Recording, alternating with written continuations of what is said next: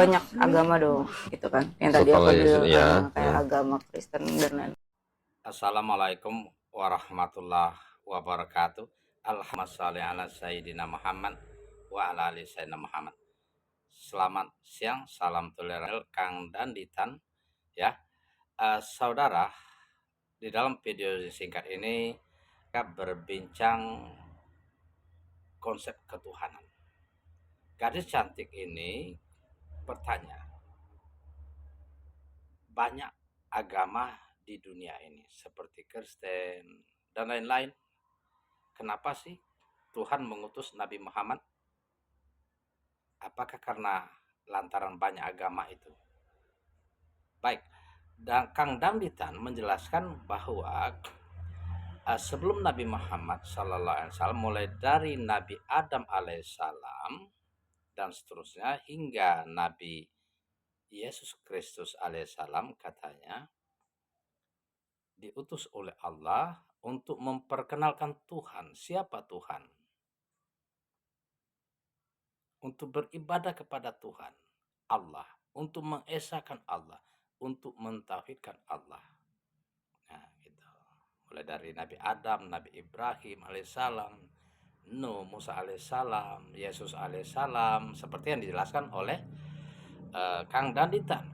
Dan Allah mengingatkan agar menyembah hanya kepada Allah saja, beribadah hanya kepadanya saja, dan melarang melakukan sesembahan selain Allah. Manakala diperintahkan dilakukan dengan penuh keikhlasan, maka akan mendapatkan pahala kebaikan. Manakala berpaling, mengingkari, menolak ajaran Rasul yang diutus oleh Allah untuk setiap zaman, maka ada juga resiko alias kemarahan Allah, azab Allah. Nah, di dalam kesempatan yang baik ini, kita ketahui bahwa sebagaimana Kang Dandi Tam menjelaskan tadi, sesungguhnya Allah mengutus Rasul untuk setiap umat. Ya. Walaqad ba'asna fi kulli ummatir rusulan an i'budullaha wajtanibut taghut. Sungguh Allah mengutus Rasul untuk setiap umat agar menyerukan, memperkenalkan Tuhan itu Allah yang patut disembah dan diibadahi, dan melarang umatnya menyembah selain Allah. Gitu ya saudaraku. Di dalam ayat lain Allah SWT berfirman, ya bani adama ayat tianakum rusulum minkum yakusuna alaikum ayati pamanit tako wa aslaha fala khaufun alaihim walahum yazanun. Hai anak cucu Adam, kata Allah, apabila datang Rasul utusanku menyampaikan ayat-ayatku, kitab-kitabku,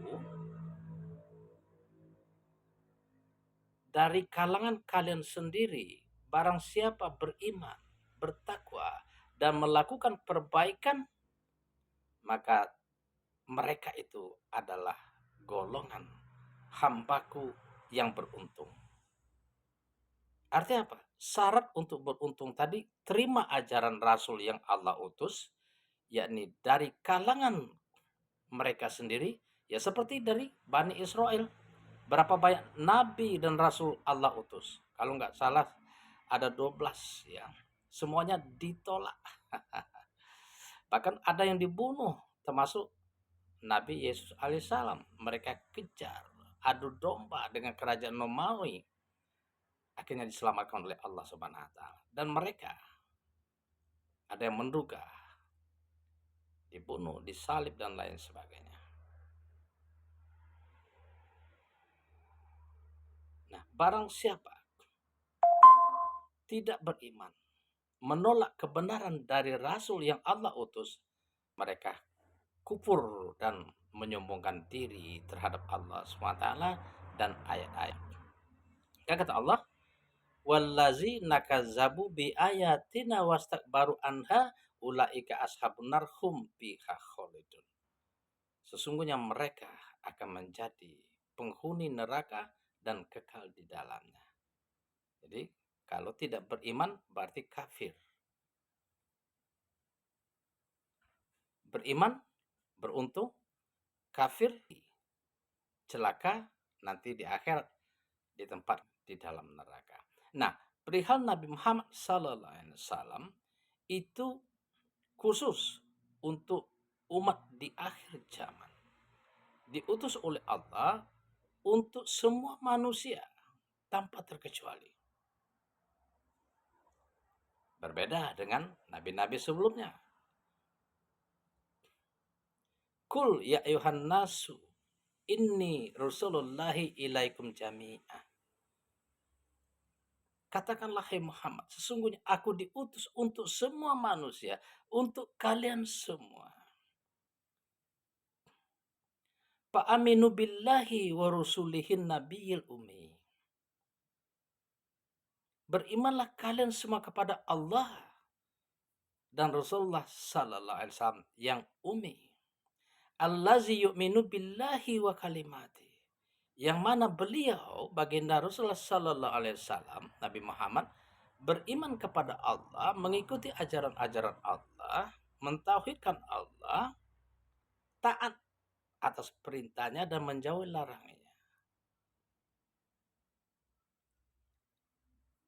Dan beriman kepada kitab-kitabnya seperti Zabur, Taurat dan Injil.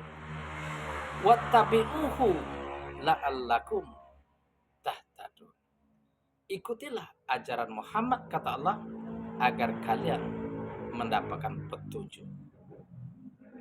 Dengan mengikuti agama yang benar di sisi Allah, satu-satunya agama Islam yang diridhoi. Inad dina indallahil Islam. Itu barang siapa mencari memeluk agama selain Islam, maka dia sia-sia amalnya dunia dan akhirat. Di akhirat akan menjadi orang yang terzolimi.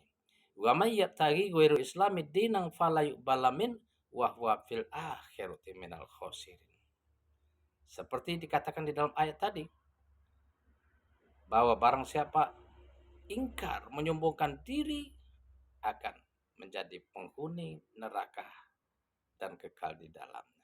Di dalam ayat lain, innakum wa ma ta'buduna min dunillahi hasubu jahannam antum laha waridun. Sesungguhnya kamu apabila menyembah selain Allah akan menjadi umpan neraka jahanam beserta apa yang kalian sembah. Kalian masuk di dalamnya. Di dalam surah Al-Maidah, Allah SWT berfirman, yang mana Al-Masih atau Yesus mengatakan kepada Bani Israel, wa qala al-masihu ya Bani Israel na'budullaha rabbi wa rabbukum. Kita ketahui bahwa Yesus itu diutus untuk Bani Israel dan dia berkata kepada mereka, sembahlah Allah Tuhanku dan Tuhanmu. Innahu mayusrik billahi faqad haramalahu alaihil jannah. Barang siapa menyembah selain Allah, diharamkan surga bagi mereka. Wa ma'wahun nar, dan tempatnya di neraka. Nauzubillah.